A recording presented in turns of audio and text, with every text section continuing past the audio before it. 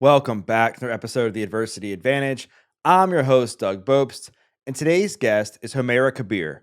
Homaira holds master's degrees in coaching psychology and in positive psychology from the University of East London and has over a decade of experience as a life coach. She is the founder and CEO of the Goodbye Perfect Project, which she launched with a mission to bring science-backed, soulful support to help people break free of unhelpful patterns and own their purpose, voice, and impact. In today's episode, she shares valuable insights on how to build real confidence that lasts and how to recognize the signs of being disconnected from your authentic self. She provides tips on maintaining optimism and confidence during challenging times and how to transform negative beliefs into positive action. We also discuss the differences between real confidence and fragile confidence and how to avoid becoming addicted to outcomes and so much more. So let's get this conversation going and welcome Homaira Kabir to the Adversity Advantage podcast.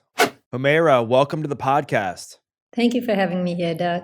I'm so excited to chat with you today because I know what you talk about. It's positive psychology and how to develop true confidence.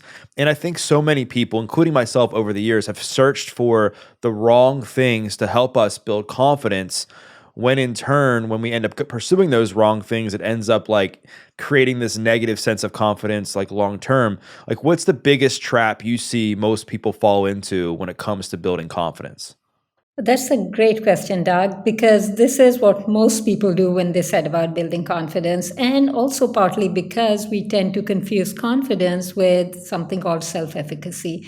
So we think that if we did something, if we took some action, if we achieved something, we would feel more confident. And that is where you find most people. They are trying to get into a relationship, have a certain weight, look a certain way, or achieve something, whether it's at work or whatever it is, thinking that this will bring them confidence.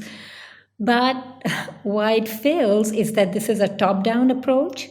And even if they get it, even if the feedback is positive, even if they feel good about themselves in their heads, it is not aligned with how they feel about themselves deep inside, within their core beliefs, within their implicit world. And that gap between the explicit and the implicit, meaning what they know about themselves and what they deep down believe about themselves, that gap stays. So it's like a perpetual thing. You get one thing, but now you have to get more. You have to keep it up. You have to somehow keep it up in order to feel confident. It's just dependent on external things. And so you never really build confidence, and you're now on this cycle of needing more and more and more.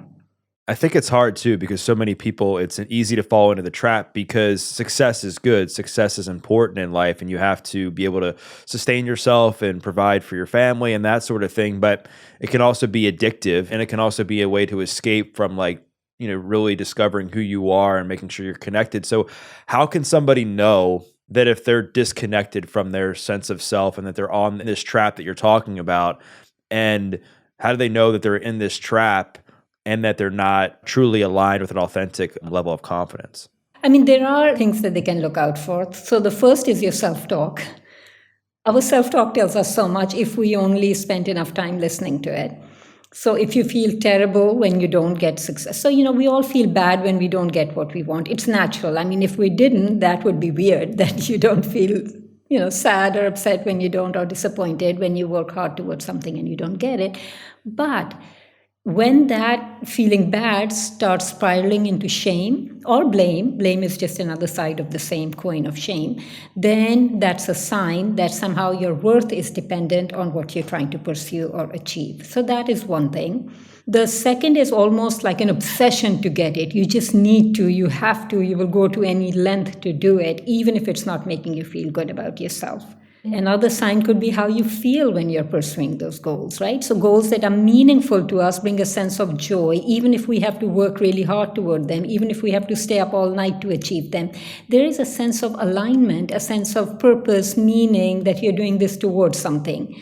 And this is called secure striving, versus when it's happening from a place of inadequate or low self-worth, then it's called insecure striving. You're comparing to others, you experience anxiety, there's just a sense of, social shame when you don't get it, social comparison, these are all the markers, anxiety, depression again when you don't get it. It's almost like how Brené Brown describes it as, this yo-yo between victor and victim. So you get it, you're victorious, awesome, I'm just great, and you don't get it, you're down, depressed. How can somebody determine where their fragile sense of confidence comes from? How can they determine whether these negative thoughts they may be having now around success is just coming from something they're focusing on in the present term versus something that may have happened in their past? So it is usually something that happens in the past, because if it is something in the present moment, then you're focused only on the present moment. But when it is in the past, then one thing is just lands on a mountain of something else that you're carrying, and it just erupts. It becomes much bigger than it is. And that is when you get hooked by it. And doing that past journey, I mean, in the book I write about attachment styles, but I do want to emphasize that attachment styles, when that theory came into being, it was very tightly interconnected with our relationship with our caregivers. It was a child-caregiver relationship. But when I talk about attachment styles, I want people to understand that there are so many influences in what goes on in the implicit world.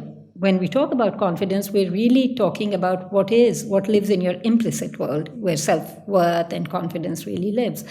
And so that implicit world is influenced by your own personality, it's influenced by your genetic makeup, by the challenges that you faced in life, yes, by the way your caregivers related to you. And, no parenting is perfect. So a sensitive child may, for example, take something that a caregiver says out of genuine concern very personally, whereas somebody else may just take it for what it's worth and learn from it. There's also the impact of society from almost the day we're born. Men and little boys and little girls alike, we get so many messages of who we should be, how we should be, etc., etc. So when you take all of that and you see, okay, what is the relationship I have with myself as a result of that? That is what you bring to any moment, to any relationship. That is the baggage that you're carrying. That is the core beliefs that you're carrying. That is the mental frameworks that you're carrying into your present life, right?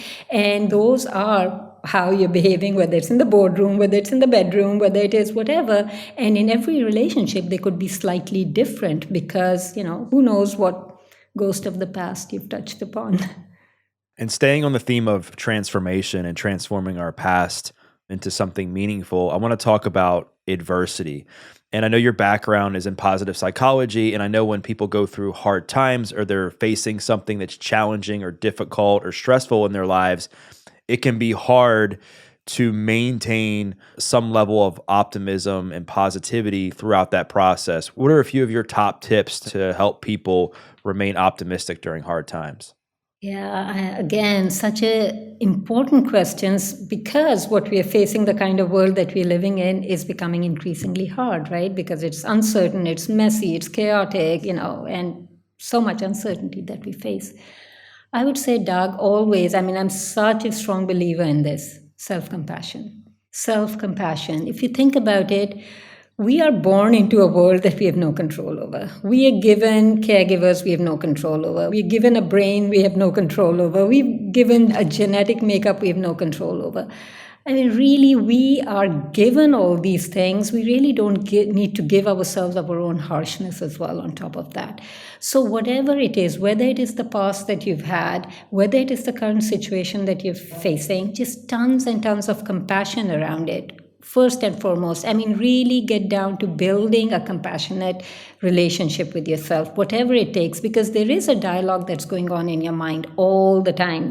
We talk to ourselves constantly. Even while I'm talking to you, I may have another voice going on at the back of my mind somewhere, right? And most of us do, right? There's that voice that's just constantly judging, criticizing, telling, and some of it is good stuff as well. But when it takes over, when it is the only voice we hear, when it is critical, when it's demeaning, then it serves us no purpose at all. So, self-compassion. Secondly, I would say support. None of us was supposed to do this life thing alone at all. And when our confidence is fragile, we want to prove ourselves a lot as well. This is what I did. I achieved because of my own thing. This is, it's all me, because that credit makes you feel good about yourself. So know that, we need support, tons and tons of support. Secondly, hope. Have goals that are aligned with what you want. Know why you want it. Know that as long as you keep at it, it's a journey. I mean, your life itself is a journey, right? It's just one step at a time. Again, when our confidence is fragile, we want that perfect thing and we want it now and we want it overnight, right? It's a journey. We are working toward it. Celebrate your small successes, celebrate every day, be your own cheerleader, and keep your eye on the goal. And then for many of us, just having faith and belief in something higher, like something bigger, like meaning, because, we are all part of we all have this spiritual side to us where we want to belong to something much bigger than just ourselves and just the present moment. You can call it the soul, you can call it whatever you want, but this yearning for meaning and belonging. And so that too, whether it comes from religion for you, whether it comes from being out in nature, whether it comes from anything, but yeah, again, those things. So belonging and mastery, these are the two sides of optimal confidence. There's belonging. So whatever it comes, belong to yourself, be good to yourself, belong to other people, trusting relationships, belong to something larger. And then mastery, have a goal that's meaningful to you, take small steps toward it, be your own cheerleader, celebrate your wins. One of the common traps people fall into is that they say, like, when I get this, I'll be happy. When I get this new relationship, I'll be happy. When I lose this amount of weight, I'll be happy. When I get this promotion, I'll be happy.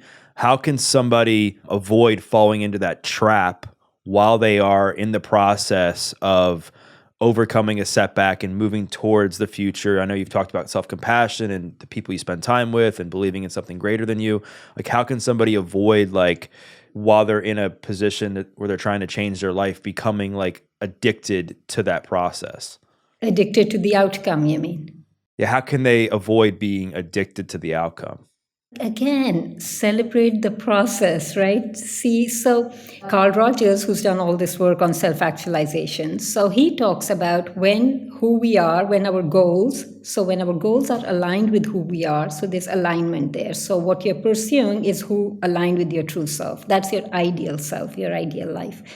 When they're aligned, then the journey is naturally easy and joyful because you're using the best of yourself toward that. So I sometimes think of it like, if you have a little child, do you have kids? Just a dog. Just a dog? Okay, so let's think it's your dog. And for your listeners, if they have little kids, right? You're trying to take them somewhere they don't want to go. Right? Because we all have that resistant self as well, who needs like, this I need it now, and this is what I'm hooked on, right? That little kid. When you're taking them along, bring your wiser self, your parent self, who says, okay, honey, see, this was fun, and you see the flowers along the way, and and keep motivating themselves with, remember, when we get to grandma's house, we'll be able to do this, if that is where you're trying to take them. And you have tons of snacks in the car to keep them happy while you're at it. So celebrating the little things, saying, oh, you're being such a good boy, and all of those things, and giving them little things along the way, breaking down the journey, celebrating the little wins along the way. I mean, in the book, I write about my journey when I was having the twins, and it was a very tough pregnancy, and I had no idea what was going to happen. They could be born any second, and they would have been terribly disadvantaged if they were. And I didn't know what I was doing at the time, but in hindsight, I was just setting myself literally one step at a time and one day at a time. So sometimes when something is so big and you want something and it's too big and you're getting hooked on it, just focus on each step, whatever that step, that is your next step, and that is your win for today. Yeah, there's so much value in just taking it one day at a time and focusing on the small wins. I think a lot of people, they think that they're going to develop this tremendous amount of confidence when they reach the top of the mountain, but really the confidence is built like during the early stages of believing in yourself when the odds were against you and when you couldn't see the light and that sort of thing. We're going to come back to how to build optimal confidence here in a little bit, but I want to dive into your story more. And I know there was a point in your life where you were getting all these accolades, you had a lot of success, but the external view of you didn't match how you felt about yourself on the inside. If you could describe what that was like, and then how did you end up narrowing that gap between your internal and external validation? I guess you're talking about my early years when I had the eating disorder. Yeah. So I guess for me, again, I was very hooked onto external validation. I needed praise from people. I needed to be really good at school. I was 13 at the time, and I was a great student, and I loved my work as well. I wouldn't necessarily say that at the time.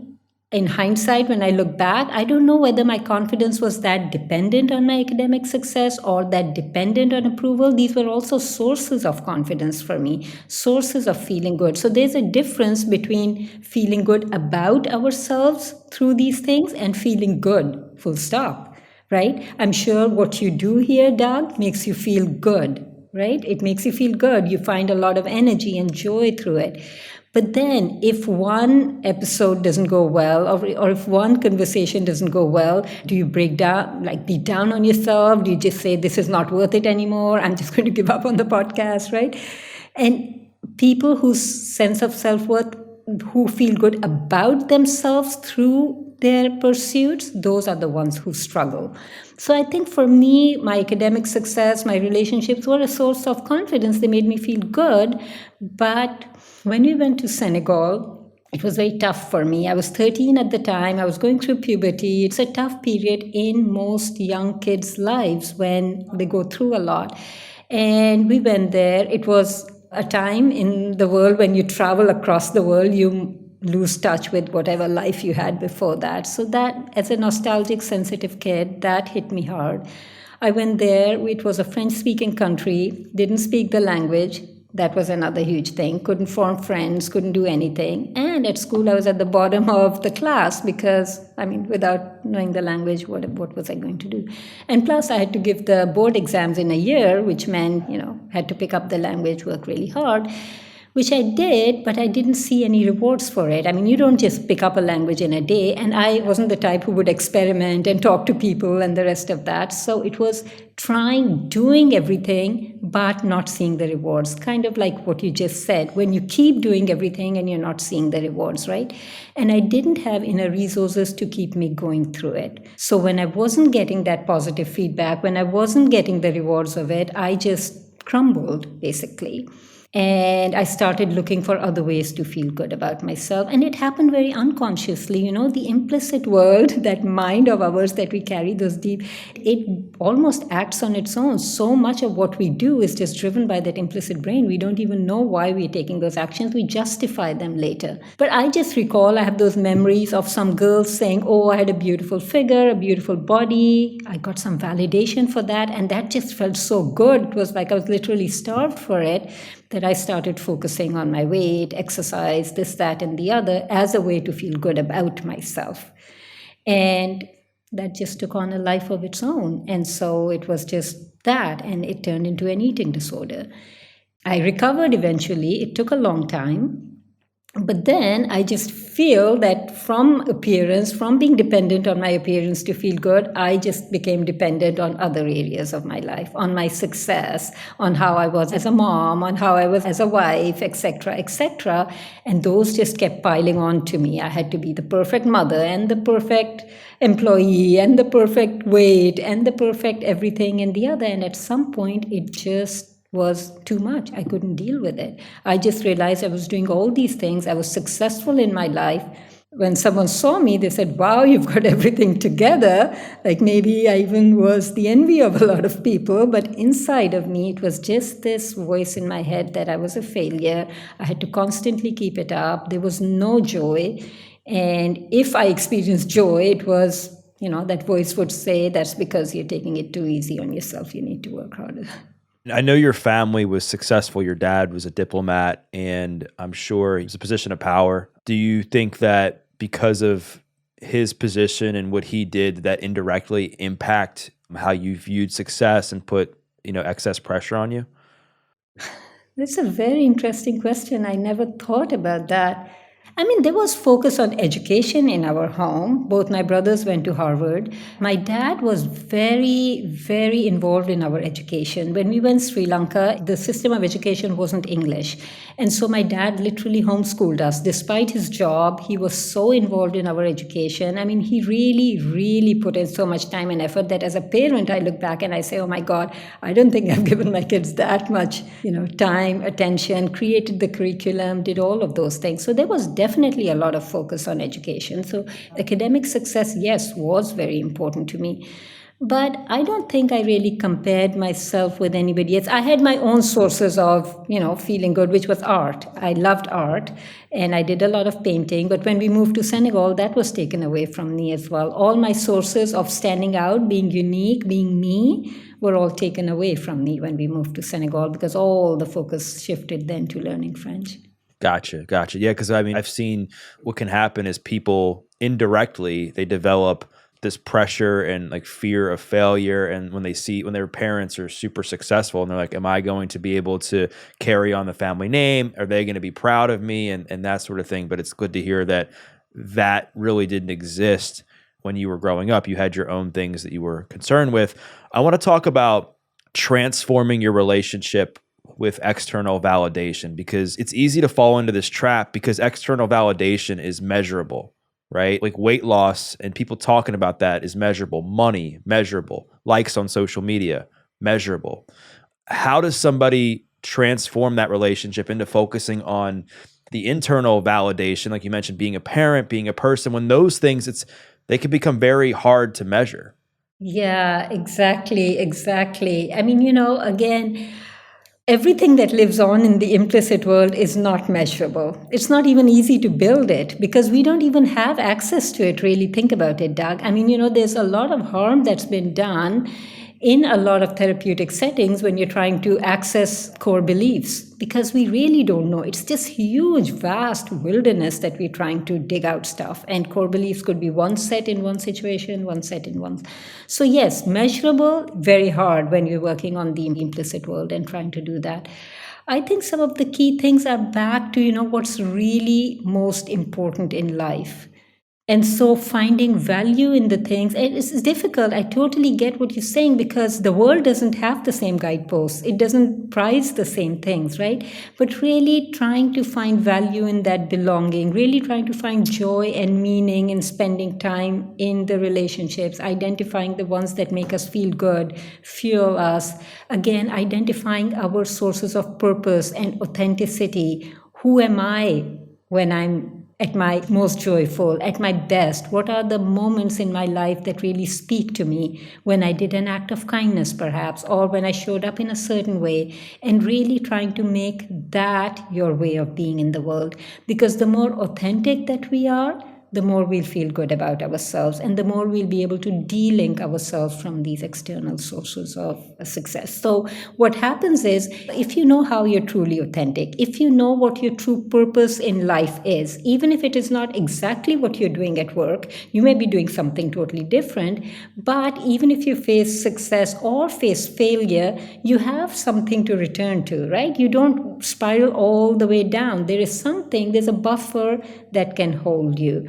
And from that buffer, you can say, okay, what needs to be done now? Okay, this didn't go well. This worked well. Let me see what I can do about it. So that self-worth, real confidence actually just provides you with the buffers. We are going to face challenges in life, disappointments in life. We are going to really want certain things, and we'll take 2 steps forward, 1 step back. That will happen. But confidence provides you with the buffers. You don't spiral all the way down. You can get back up, brush yourself off, and say, okay, now this is what I'm going to do toward it. Just a little bit of unhooking that happens there. Yeah, and I want to talk about unhooking here in a second, but I want to go back to talking about confidence. I know we touched on how to remain optimistic and positive when you're going through hard times. The other thing I think people struggle with is feeling confident. Like after they go through a breakup, people's confidence is shattered. When they lose a job, people's confidence is shattered. When they, lose a friend, their confidence can be shattered. And the world that they're viewing, it just looks like they could be seen as a failure. They could be seen as somebody who has like low self-worth or whatever the case may be. How can somebody remain truly confident with themselves when the world and what's happening in their life tells them otherwise? One, your self-talk, right? Because we will get criticism from the outside world, nothing we can do about it, right? Whether it's in the form of criticism, failure, breakup, job loss, especially more and more as we live in this very chaotic world. Don't be down on yourself. Like the Buddha said, life will throw you the first darts. Don't throw yourself the second darts. That is the cause of suffering. It is literally beating down on ourselves when we're already down. I mean, it cannot work. It cannot work for your child. your dog, whatever, they've already facing a disappointment, and you come down on them and say, what on earth have you done? Like, look at how the world is looking at you now. Don't you feel ashamed about yourself? We are the same. I mean, we say that to ourselves all the time. We don't even question it, but that's what we're saying, whether we're saying it out loud in words, whether we're saying it internally, whether we're saying it in our feelings, but we are saying that to ourselves. So receive those first darts with a lot of compassion. Just tell yourself you are part of this humanity. You're not the only one who's been through a divorce. I mean, it's terrible, of course. I'm not trying to take that lightly, but the more we can relate to this common humanity and say, okay, you know what? There are more people struggling in this same situation and dealing with it. It's not comparing your suffering with anybody else's suffering. It's just bringing a sense of belonging and togetherness to it. That's what compassion is. Being compassionate to yourself, that this is what I'm going through. Again, then finding what is my true purpose in life. What do I really want? What I want a relationship, yes. Why do I really want a relationship? What kind of person am I really looking for? So again, getting clear on your vision always begins with self-compassion. Everything begins with self-compassion. So much research to show that when we begin with self-compassion, we can expand our perspective and we can be guided by our values. So begin with self-compassion, the rest follows from there with little bit guidance from ourselves. Okay, what did I learn? What will I be mindful of? What can I do differently? And what is my vision? What am I going to take steps toward?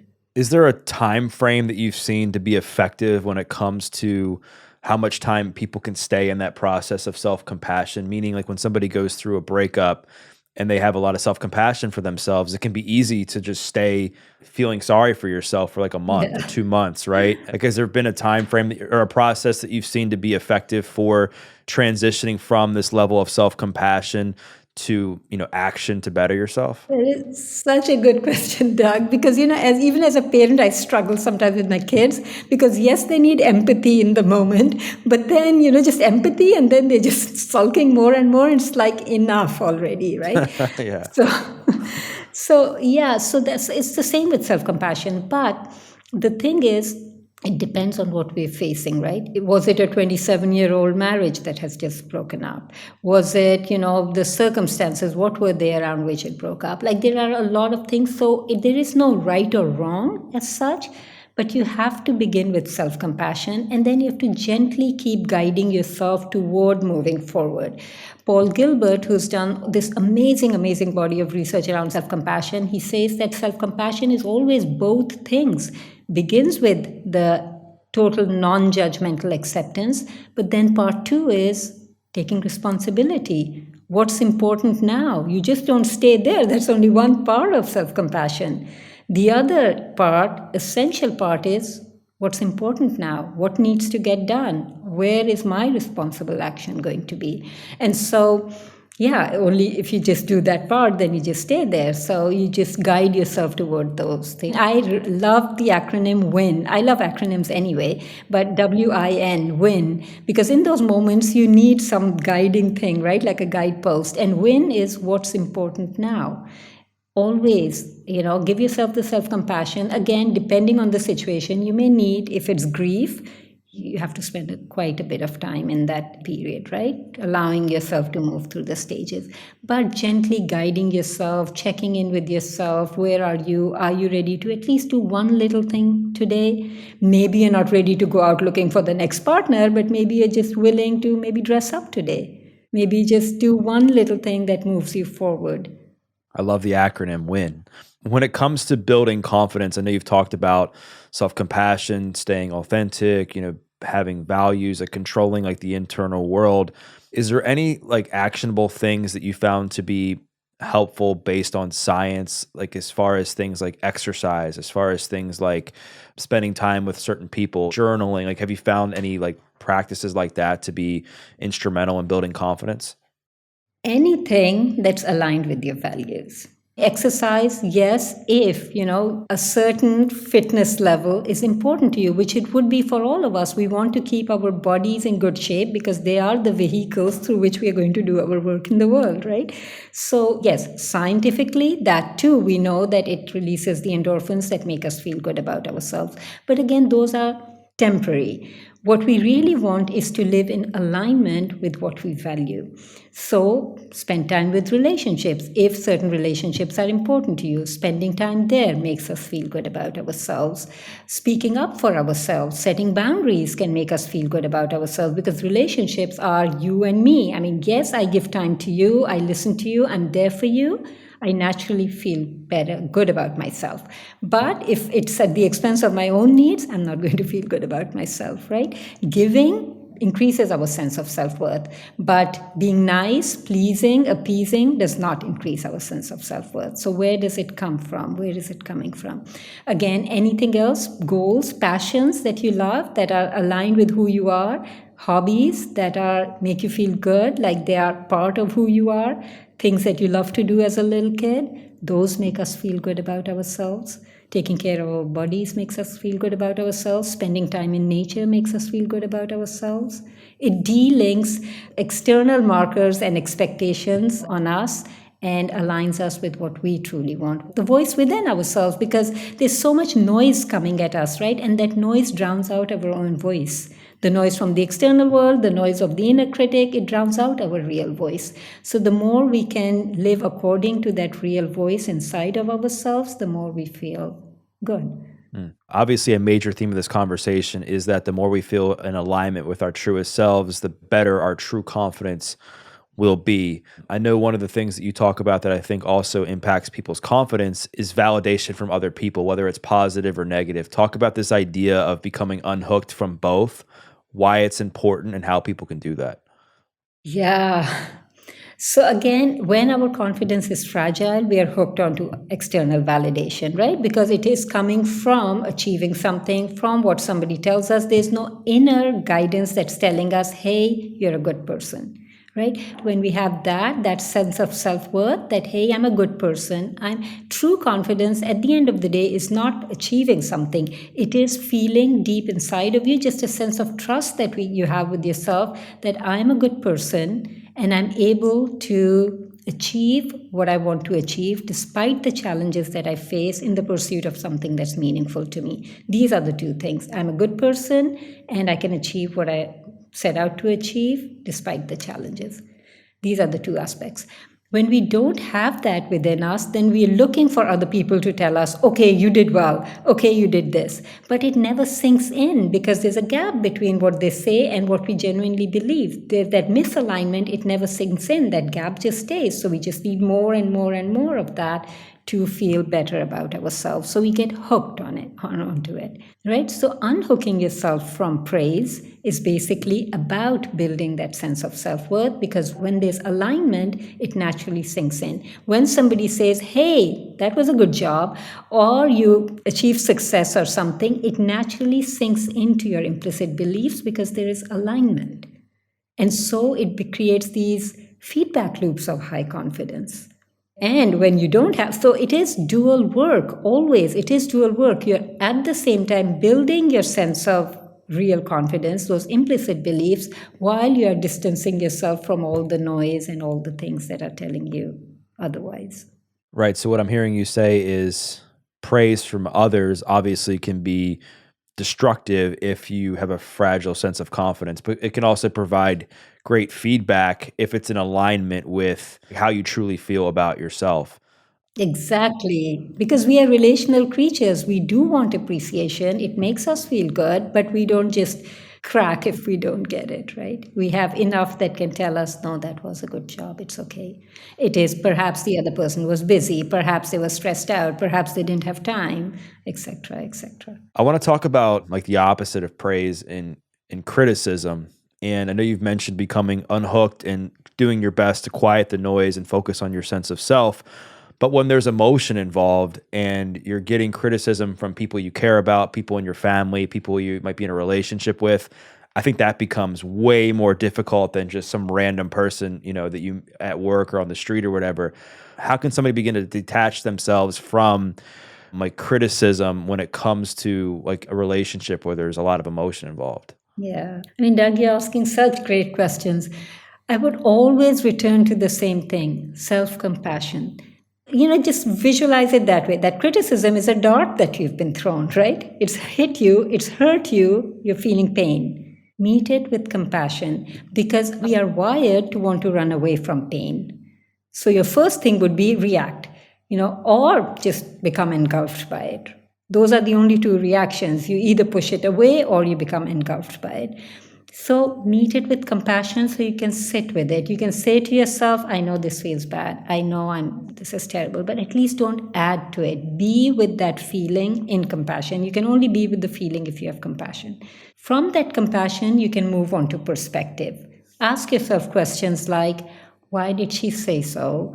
Was she having a bad day? Is there something of value there? What does it tell me something about her preferences or his preferences, what they like, what they don't like? Depersonalize it. Move it away from yourself and see the situation not like a thing about who you are as a person, but really what it's telling you about the other person. And then you can decide, okay, what am I going to do toward it? And that can be based on any one of those things. Kristen Neff, who does a lot of work around self-compassion, says usually our behaviors fall into 3 buckets: providing, protecting, motivating. So protecting is maybe you need to speak up for yourself and say, hey, no, I think that criticism was invalid because da. You're protecting yourself.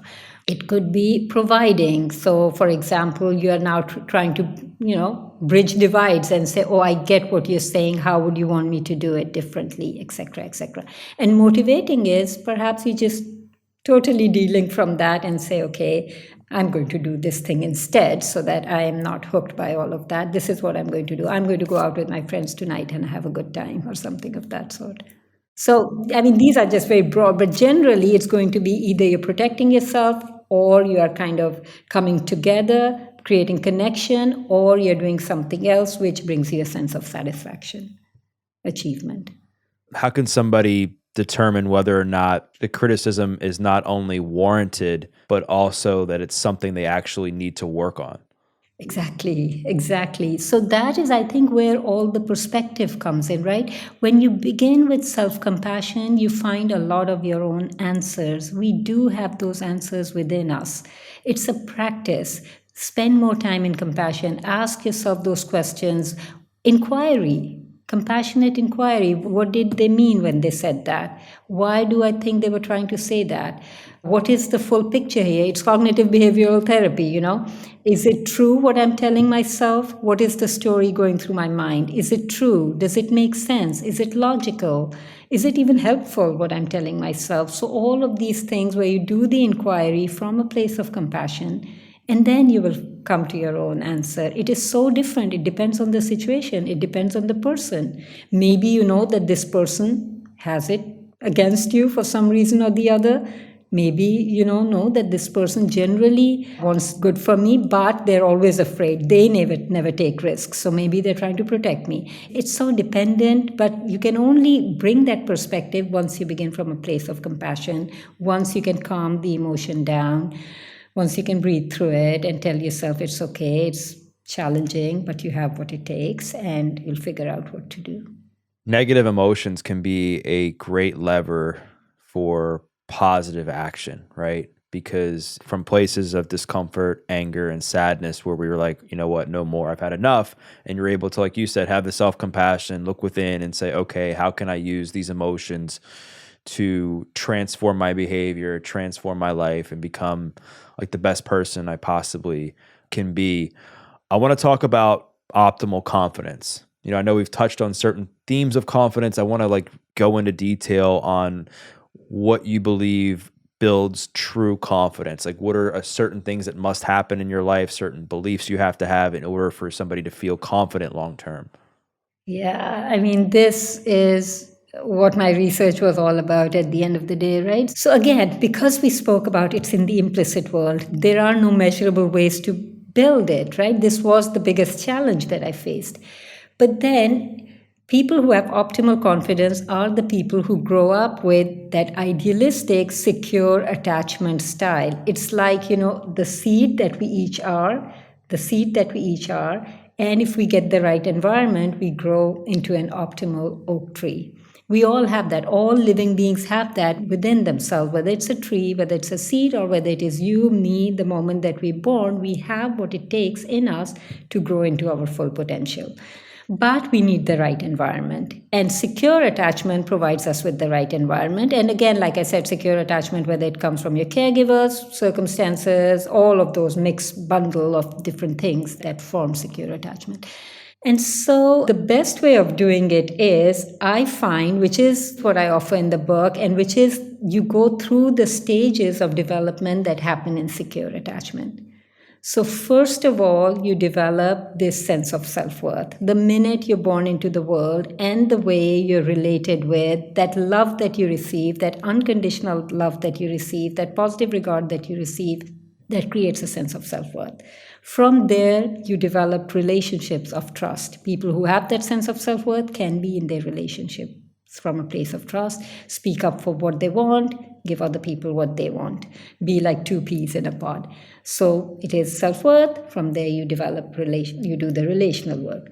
From there, what you get is an understanding and the willingness and the curiosity to find out, who am I really? A child who has that secure base is able to explore, who am I? What do I like to do? And be able to do it without fear. It is explore different parts of themselves, see which ones they like, which ones fit, which ones don't fit, but do that.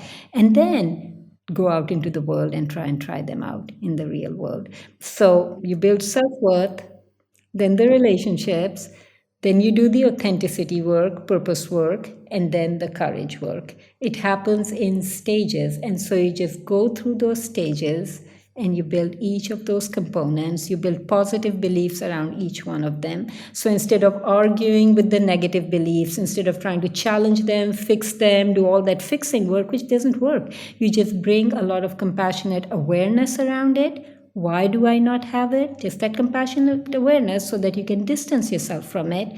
But then you do the work of building the empowering beliefs, building empowering self-worth, empowering relationships, and empowering relationship with your own sense of authenticity, and empowerment out in the world where you can show up with courage and face the challenges and face the criticism and the failures, etc. What I'm hearing you say is that in an ideal world, when people grow up with a secure attachment and they have a pretty, like, a healthy childhood, that will lead to them having better relationships and better levels of sense of meaning and purpose, and higher levels of true confidence. But for the people that don't, it really needs to start with them finding a way to become securely attached to themselves and going from there. Am I understanding that correctly? That self-worth piece is about that secure attachment to yourself. Love yourself.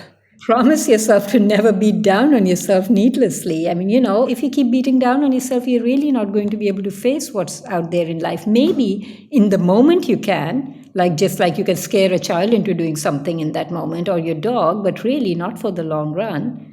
And who knows what impact that's having inside of themselves, right? Or you're hooking them onto something, onto that validation. You will make me happy if you do this. I mean, that's the way we're talking to ourselves all the time. So that sense of self-worth, that regardless of anything, I am a good person as I am, because I'm a human being, deserving of forgiveness, deserving of compassion, deserving of all of those things. And so begin there and make it a practice, because the world doesn't do that to us. We don't do it to ourselves. We just have the inner critic with us all the time. The inner critic, the inner tormentor, the inner pusher. You need to do this, you need to do that. Look at what the other one's doing. We have this voice. So it is a practice to build the other voice. And I think it just sounds, oh, I'll just do it. Oh, okay, we'll do that. But no, it's a practice. We have to do it every single day. The minute you wake up, the minute you look at yourself in the mirror, stop yourself multiple times a day and say, what's the voice in my head? Is it one of compassion or not? And the more you do that, the more it becomes a practice, the more you can bring it to mind when you need it the most. Right. Yeah, it's definitely a long journey and a daily thing. You talked about empowering beliefs. We've also touched on negative self-talk. What are some of your best tips for somebody to be able to transform negative self-talk into empowering beliefs? Well, negative self-talk into empowering beliefs. So beliefs of I can do this kind of beliefs. How can somebody transform negative beliefs about themselves into beliefs that empower them to make positive action? Yeah. So first of all, distance yourself from the negative beliefs, right? They will show up. See, they are like, you've been saying them to yourself for decades. So obviously that they are going to show up. We can't just say, okay, I decide to do this, that's my intention, and they won't show up. They will show up. Distance yourself from them, because the more you challenge them, the more you're strengthening their neural pathways. You aren't doing yourselves any favors by challenging them. Sometimes, yes, challenging has its place, but most times these are just beliefs that served you at some point. They have nothing to do with your life in the present moment. Distance yourself from them and then see which beliefs are going to serve you. But don't just say them and then just think you're going to believe them. Remember, it's still the same gap then between what you're telling yourself and what you believe. Actually take the steps. See what is a truer belief that I have about myself, one that is not negative. What's a truer belief, and what actions am I going to take that strengthen this belief in myself? Where are my areas of growth? So, for example, if your belief is nobody loves me, right? So, a truer belief would be, no, I am a good person and people love me, and there are some people who may not. Like, something that is true, that is more real, right? That's something more believable. And then maybe your growth is that you have to start reaching out to people more. Or maybe you have to start taking in when people say good things to you. Maybe you just haven't been doing that because you had this belief that nobody loves you. So even when people said to you things like, I love you, I really like this about you, or that, it just washed off you. So maybe that is your area of growth, that you are actually going to let that feeling sink in. Maybe your area of growth would be you would approach people more, because when you live with the belief nobody loves me, you don't really reach out to people. You kind of stay in your own little thing. So whatever belief is more real, is more true, aligned with the truth, then that is your area of growth. You have to start creating a plan that's going to strengthen this belief and allow it to go in.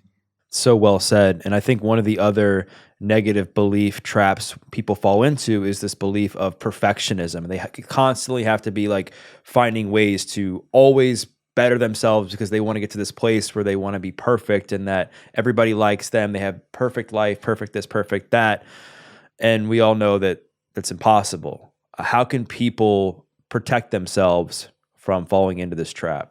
Of perfection. Again, perfection is a mask. I mean, it shows up in many different ways. In the book, I write about these 6 different ways it shows up, but it shows up in different ways. But the point is, it's trying to hide those feelings of low self-worth from yourself. So if I'm perfect, then I don't have to face what my reality, what it really is. So again, the work is always build your implicit beliefs. Build your implicit beliefs about yourself, because then whatever you do out into the world goes and strengthens those beliefs. They are aligned. It strengthens them and you can keep doing the work. Because again, confidence is not something you just do once and it's just gone. There's enough messaging and enough challenges that we'll face which will keep denting it. So you have to keep doing it consistently. Keep working on your inner beliefs.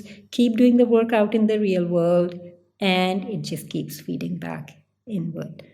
I think that's a great place for us to stop because we've covered so much, and I think so many people are going to love this conversation. So, Homaira, I wanted to thank you once again for your time and for all the work that you're doing. And if people want to find out more about your journey or they want to buy your new book, where's the best place for them to do that? Doug, first of all, it was so nice being here, and thank you for the work you do, because, I mean, challenges, we're all going to face them, we all face them, and still we cannot stop there. Wanting to grow, wanting to become the best version of ourselves is built into us, and if we don't do that, then obviously we're going to live with regrets. So enabling people to do that is just wonderful. Kudos.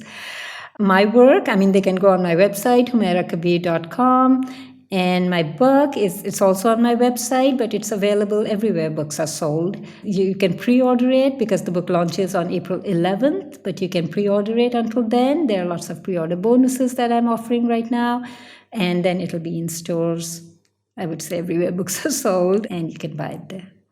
Amazing. Well, Homaira, thank you so much once again for coming on the show. I love this conversation. And for those listening, what I invite you to do is to share a takeaway, because we covered so much ground. We talked about fake confidence or fragile confidence. We talked about how to build optimal confidence. We talked about beliefs. We talked about negative self-talk. We talked about perfectionism. We talked about how to stay optimistic during adversity. We covered so much ground. And what I invite you to do is to share a takeaway. And when you share the takeaway, make sure to tag Homaira, tag myself because we'd love to hear your feedback. And we once again thank you for listening to this episode of The Adversity Advantage. I'm your host, Doug Bopst, and we'll see you next time.